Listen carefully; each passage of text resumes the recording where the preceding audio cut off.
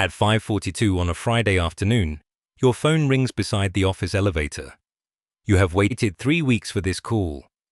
The person thanks you for your time, says the decision was difficult, and then delivers the sentence you understood before they finished it. We've decided to go in another direction. The elevator opens. 2 co-workers step out laughing, so you turn toward the dark window and lower your voice. You say, "I understand." You even thank them. When the call ends, the printer is still running and someone is heating food in the break room. Nothing around you has changed, yet one result is already trying to become a story about your whole life. Maybe you were never capable enough. Maybe the last year was wasted. Perhaps you should demand the real reason.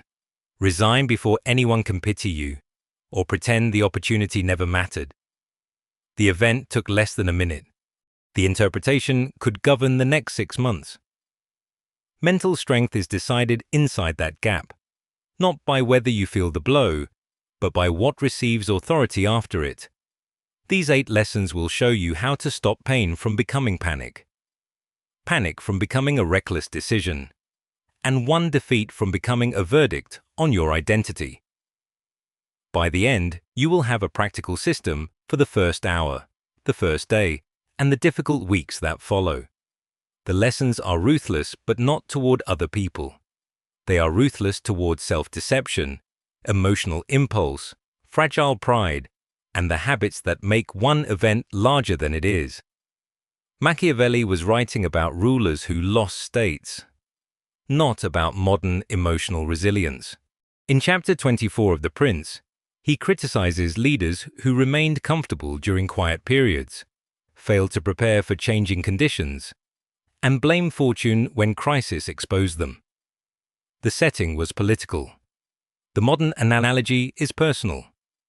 Your life also has calm seasons and tempests. During the calm, you decide whether your stability will rest entirely on praise, certainty, one income, one relationship, one role, or one version of the future. When the storm arrives, you discover which supports were real and which existed only because nothing had tested them. The first lesson begins before strategy. It begins with language.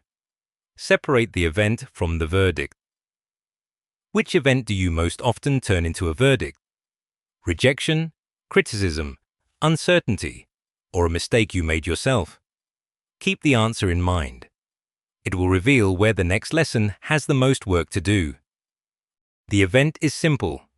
They chose someone else. The verdict arrives disguised as insight. You are not good enough. You always fail. People never value you, and the effort was pointless. Your mind likes the verdict because it closes uncertainty. A painful explanation can feel safer than no explanation.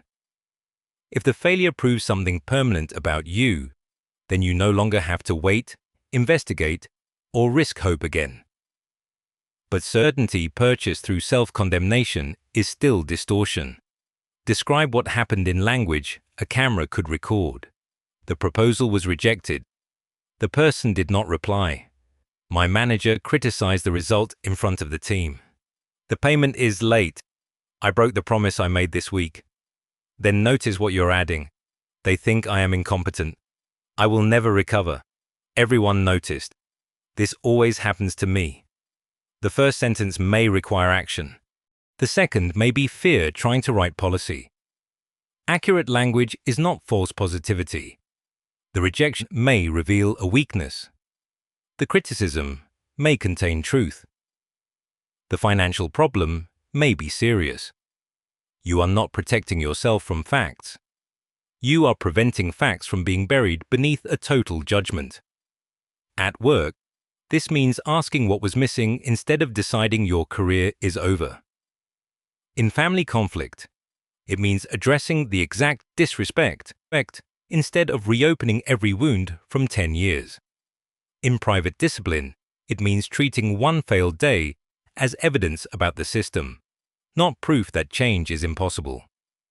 A fragile response enlarges the event until it fills the identity. A trained response keeps the event proportionate long enough to learn from it. Because clear language protects your judgment, but it does not remove the pressure inside your body. Once the verdict is interrupted, another danger appears: the need to feel better immediately. Lesson 2 is to distrust relief that demands an instant decision. After the call, you want movement. You want to explain why the decision was wrong, or find someone who will agree that the process was unfair. You may scroll until midnight, buy something, abandon the goal, or make a dramatic promise that gives you the sensation of starting over. The urge is understandable. Pain creates pressure, and pressure wants release. Yet the first action after a wound often reveals what has been governing you all along. If rejection makes you attack, approval may have been governing you. If uncertainty makes you chase, control may have been governing you. If embarrassment makes you disappear, image may have been governing you.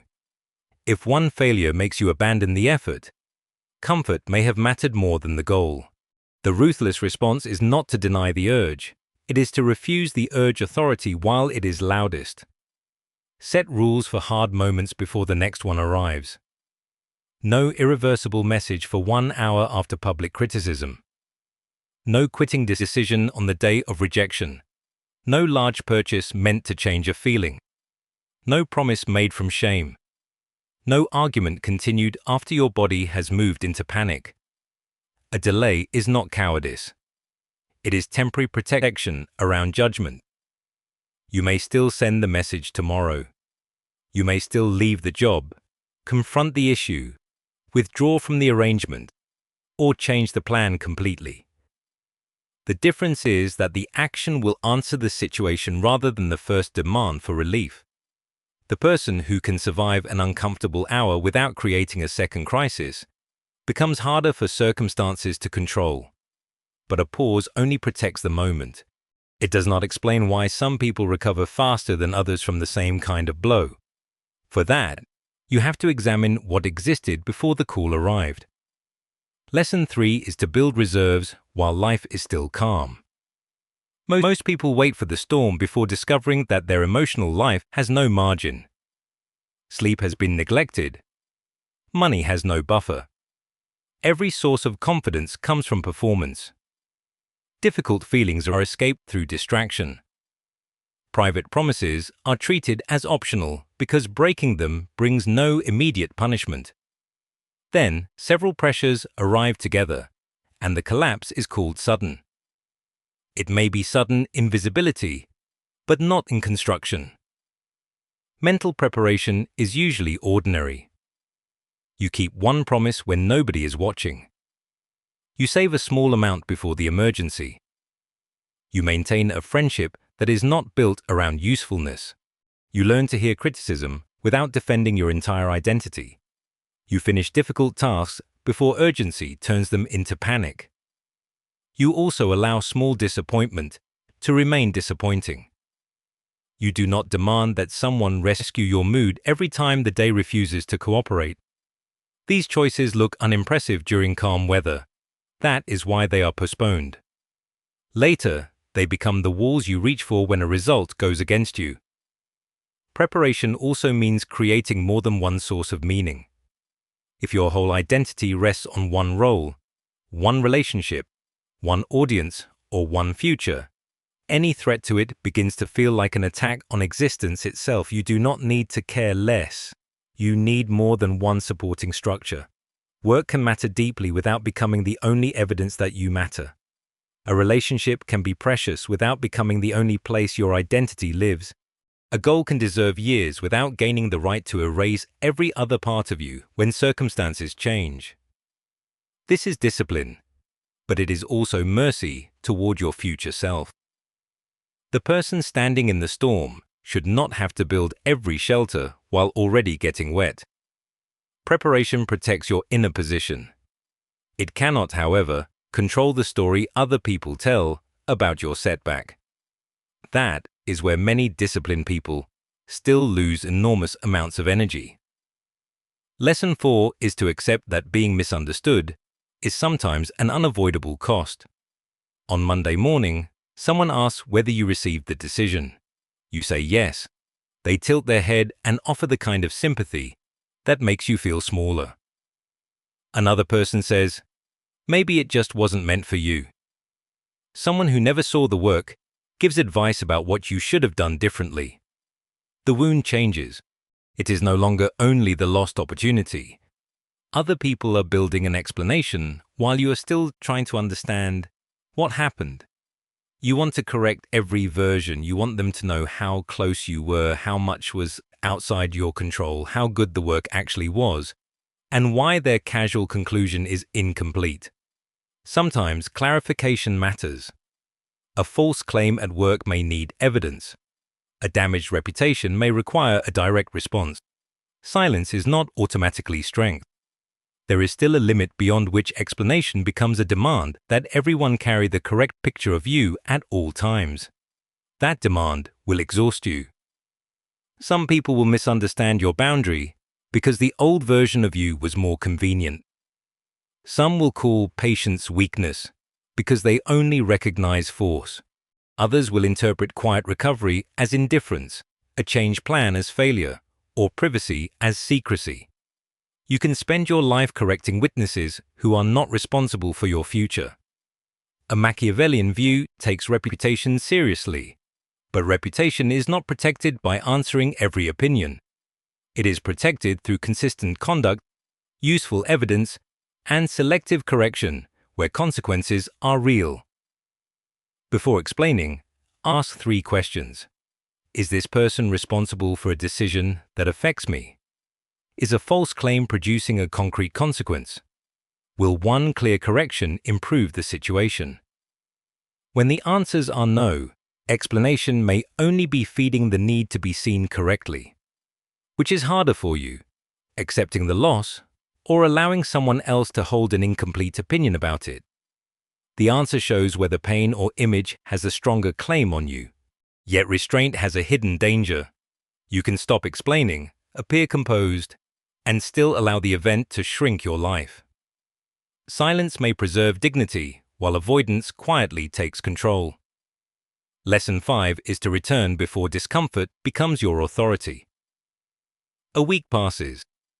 The document connected to the rejected opportunity remains open on your laptop. You avoid it because the file now carries the feeling of failure. You stop looking at similar opportunities. You tell yourself you need time, but the time has no shape, no review date, and no next action. Avoidance feels passive. It is not. Every avoided task teaches your mind that the feeling attached to it is too dangerous to approach. The next attempt becomes heavier because you are carrying both the original disappointment and the evidence that disappointment changed your behavior. Soon the opportunity is gone, but its shadow is making decisions. This is how events that ended years ago continue to govern people. They never revisit the skill, room, conversation, or ambition associated with the wound. The mind interprets avoidance as proof of danger, then produces more fear the next time. The answer is measured return, not immediate exposure to the largest fear, not punishment, not forcing performance while exhausted. Return to one part still under your control. Open the document and read the feedback once. Spend 20 minutes improving one weak section. Apply for one suitable opportunity. Ask the precise question. Look at the account balance. Go back to the room where embarrassment taught you to shrink and contribute one clear sentence. Discomfort becomes less authoritative when it discovers it can be present without closing the road. If conflict makes you over-explain, practice one brief boundary. If loneliness makes you accept disrespect, spend one evening without purchasing company through compliance. If criticism makes you abandon your work, revise one part before seeking reassurance. The goal is not to prove you cannot be hurt. It is to prove that hurt does not receive permanent control over your range of action. Returning is often strength. But sometimes returning to the old objective is exactly what keeps you trapped. A resilient person needs more than persistence. They need the judgment to know when persistence has become obedience to a loss. Lesson 6 is to stop trying to recover every lost position. People often imagine that mental strength means never giving up, never leaving, never admitting an investment is gone, and never allowing another person or circumstance to have the final word. That belief can keep you loyal to a failing strategy long after the goal has disappeared. You keep trying to win approval from someone committed to withholding it. You keep repairing a professional arrangement that transfers every cost to you. You keep spending money because stopping would force you to admit the earlier money is gone. You continue an argument because it ended without the confession, apology, or recognition you wanted. You call this strength because leaving feels humiliating. But refusing to leave a losing fronter can be another form of emotional obedience. The loss is still commanding your time, only now through your need to reverse it. Machiavelli repeatedly returns to the problem of changing conditions. In chapter 25 of The Prince, he argues that people succeed while their manner fits the times and fail when circumstances change, but their conduct does not. His conclusion belongs to political fortune, and it should not be turned into a universal psychological law. Still, the practical analogy is useful. A strategy that once served you can become a liability when reality changes. Loyalty is not foolish, and difficulty is not always a sign to leave. Strategy simply has to remain answerable to evidence. Ask what victory means now. Is the original outcome still possible? Is the cost proportionate? Has the other side shown any capacity for repair? Are you continuing because the path still serves your values, or because stopping would injure your pride? Sometimes resilience means another attempt. At other times, it means a narrower agreement, a changed role, a different route, or a clean ending. There are doors you do not prove your strength by pushing forever. You prove it by noticing that the building has another exit. Even this lesson can be corrupted. You can leave wisely, set boundaries, and delay reactions, then turn the whole process into a performance of invulnerability. You begin protecting the image of strength instead of protecting your actual life. Lesson 7 is to refuse the performance of being unaffected. A video about becoming unbreakable can easily teach the wrong thing. You may start hiding pain to preserve an image of control. You refuse help because needing anyone feels weak. You stay in harmful conditions because leaving would look like defeat. Every emotion becomes an enemy, and every pause becomes evidence that your discipline is failing. That is not resilience. It is fear of appearing affected. A strong mind does not require you to remain in danger, tolerate abuse, ignore grief, or solve every problem alone. It does not make rest shameful or support unnecessary. Real self-command includes the ability to say, "This affected me." It includes asking for accurate help before a situation becomes unmanageable. It includes sleeping, grieving, consulting someone with better information, and leaving conditions that continue to cause harm. The distinction is choice. Suppression says, "I must not feel this." Regulation says, "I feel this, and I will decide what action it deserves." Isolation says, "No one can be trusted." Discernment says, "I will choose carefully who receives access to this part of my life." Endurance remains through a difficult but meaningful process. Self-abandonment stays only because leaving would damage an identity. The strongest person in the room may be the one who asks for 10 minutes before answering, documents the problem, seeks advice, or admits that the current method is failing. Mental strength is not a performance of invulnerability. It is a relationship with reality that remains intact when reality is painful. There is one final correction. Even when you understand all 7 lessons, you will still have bad evenings. Old fear will return. Comparison may enter before generosity.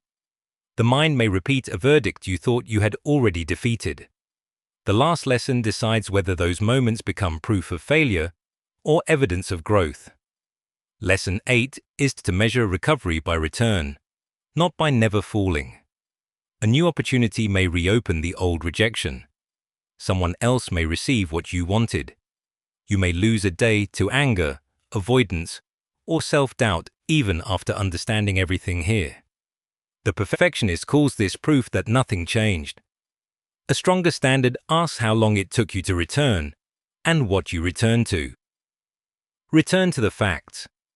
Return to the routine. Return to the boundary, the application, the budget, the conversation, or the decision that still belongs to you. Before, one painful hour may have become a ruined week. Later, it becomes a difficult evening. Eventually, you notice the first destructive impulse before it becomes action. This is not a straight line. Some events deserve more time than others. Grief is not a productivity problem, and serious harm cannot be reduced to a quick reset. But in ordinary disappointments, the speed and quality of return reveal more than the absence of emotion. Self-trust grows when you watch yourself come back without waiting for a perfect mood.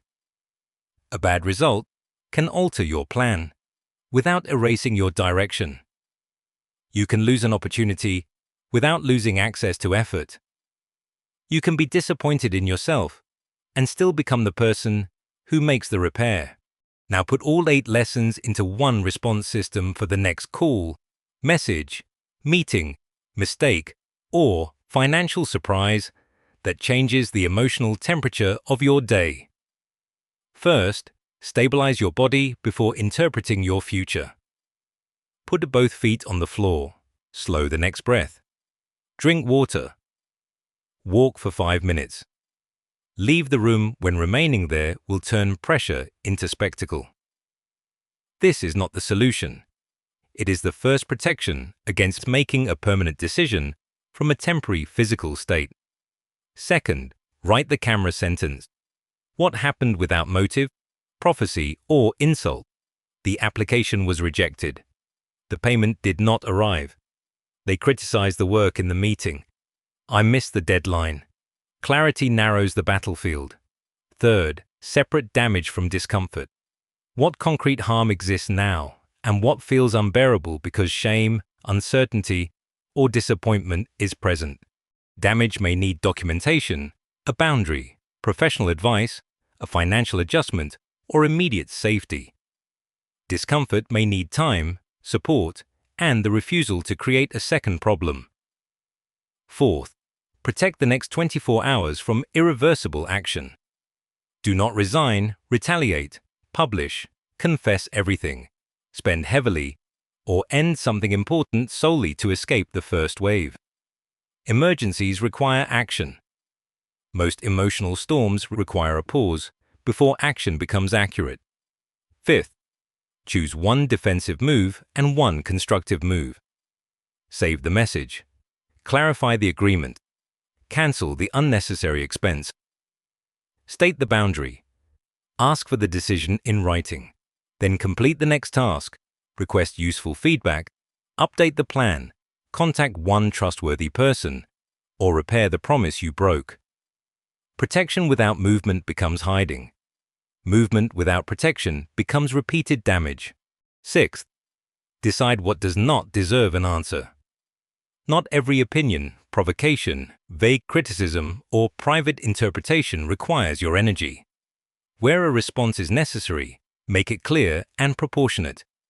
Where no useful outcome exists, silence may be the more accurate action. Seventh, schedule the review instead of conducting an endless internal trial. Choose a time when you will examine what happened with more information. Tomorrow morning, at the end of the week, or after written feedback arrives. Your mind is less likely to reopen the case every 10 minutes when judgment has an appointment. Eighth, define the return. What ordinary action will prove that this event has not taken command of your whole life? It may be opening the document, making the call, keeping the workout, preparing dinner, showing up to the meeting, or going to sleep without chasing one more explanation. The action may look small from outside. Inside, it restores government. Now return to Friday at 5:42. The call ends, the elevator doors open, and the old sequence arrives without asking permission. Shame wants a verdict. Anger wants a message. Fear wants you to disappear before anyone asks what happened. You feel all three. You do not pretend otherwise. Instead of deciding what the rejection means about your entire future, you name what happened. They chose another direction. You do not know every reason, and you refuse to invent the cruelest one. Your hand moves toward the message you want to send, then stops. Relief does not get to write tonight's decision. A coworker glances toward you. They may guess. They may misunderstand. The hallway does not need a defense.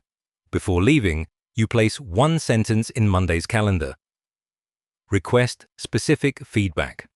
The door is closed, but your range of action has not. On the train home, you tell one trusted person, "I did not get it. I am disappointed, and I do not need advice tonight." There is no performance of strength in the sentence. There is only accuracy. You eat. You sleep badly, but you sleep. On Monday, you ask the useful question, record the answer, and decide whether the next move is another attempt or a different route. The decision has not changed. The world has not become fairer. Your reflection in the dark window still belongs to someone who was hurt. It no longer belongs to someone whose entire future can be written by one difficult minute. Which lesson do you need most right now? And what specific action will prove it within the next 24 hours? Write the lesson and the action, not an affirmation. If this helped you see mental strength as preparation, accurate judgment, and the ability to return, subscribe to the Machiavelli framework for modern lessons on self-command, human nature, boundaries, reputation, and strategic thinking. You do not become unbreakable by never feeling the storm. You become harder to break when the storm no longer decides who governs you.